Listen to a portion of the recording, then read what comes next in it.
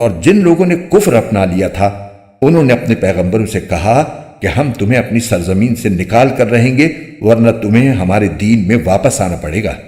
چنانچہ ان کے پروردگار نے ان پر وحی بھیجی کہ یقین رکھو ہم ان ظالموں کو ہلاک کر دیں گے اور ان کے بعد یقیناً تمہیں زمین میں بسائیں گے۔ یہ ہے ہر اس شخص کا صلہ جو میرے سامنے کھڑا ہونے کا خوف رکھتا اور میری وعید سے ڈرتا ہو۔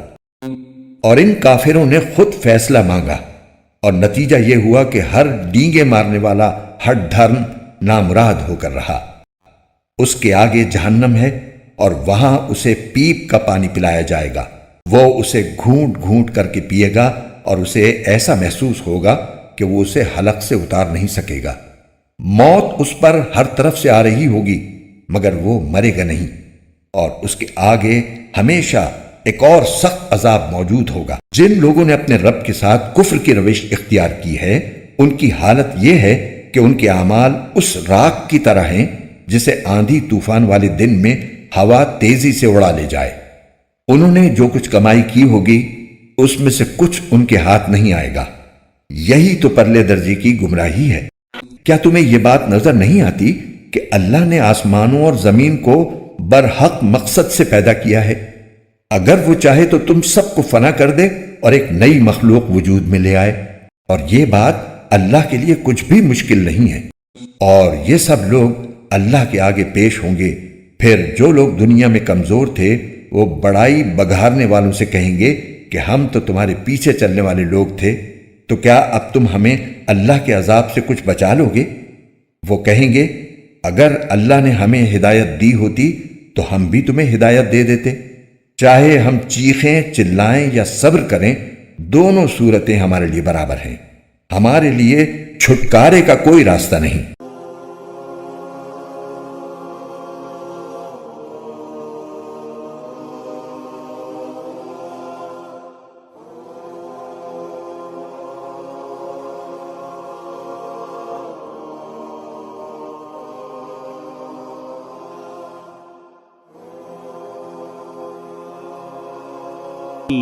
آیت نمبر 17 تفسیر۔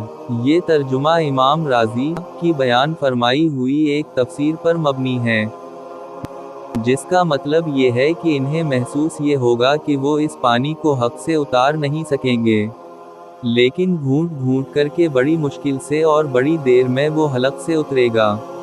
ہر طرف سے موت آنے کا مطلب یہ ہے کہ عذاب کی جو مختلف صورتیں سامنے آئیں گی وہ ایسی ہوں گی جو دنیا میں جان لیوا اور موت کا سبب ہوتی ہیں، مگر وہاں ان کی وجہ سے انہیں موت نہیں آئے گی، یعنی ہر عذاب کے بعد ایک دوسرا سخت عذاب آنے والا ہوگا، تاکہ ایک ہی قسم کا عذاب سہا سہا کر انسان اس کا عادی نہ ہو جائے۔ آیت نمبر 18 تفسیر۔ کافر لوگ دنیا میں کچھ اچھے کام بھی کرتے ہیں، مثلاً غریبوں کی امداد وغیرہ۔ اللہ تعالیٰ کی سنت یہ ہے کہ ان کے ایسے اچھے کاموں کا بدلہ انہیں دنیا ہی میں دے دیا جاتا ہے، آخرت میں ان کا کوئی ثواب نہیں ملتا، کیونکہ وہاں ثواب ملنے کے لیے ایمان شرط ہے، لہٰذا آخرت میں وہ اعمال ان کے کچھ کام نہیں آتے۔ اس کی مثال یہ دی گئی ہے کہ جس طرح راکھ کو آندھی اڑا لے جائے تو اس کا کوئی پتہ نشان نہیں ملتا، اسی طرح کافروں کے ان اعمال کو ان کا کفر کا لعدم کر دے گا، اور ان اعمال کا کوئی فائدہ ان کو آخرت میں نہیں ملے گا۔ آیت نمبر 19 تفسیر۔ اس آیت کریمہ میں آخرت کی زندگی کا ضروری ہونا بھی بیان فرمایا گیا ہے، اور اس پر کافروں کو جو شبہ ہوتا ہے اس کا جواب بھی دیا گیا ہے۔ پہلے تو یہ فرمایا گیا ہے کہ اس کائنات کی تخلیق ایک برحق مقصد کے لیے کی گئی ہے، اور وہ مقصد یہی ہے کہ اللہ تعالیٰ کے فرما برداروں کو انعام دیا جائے اور نافرمانوں اور ظالموں کو سزا ملے۔ اگر آخرت کی زندگی نہ ہوتی تو نیک اور بد سب برابر ہو جاتے، لہٰذا انصاف کا تقاضا یہ ہے کہ اس دنیا کے بعد ایک دوسری زندگی ہو جس میں ہر انسان کو اس کے مناسب بدلہ دیا جا سکے۔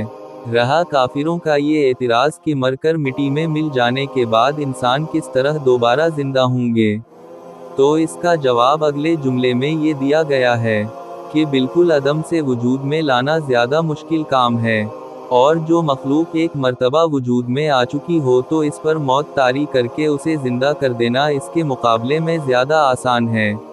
جب اللہ تعالیٰ پہلے مشکل کام پر قادر ہے، تو اس دوسرے کام کی تو یقیناً قدرت رکھتا ہے۔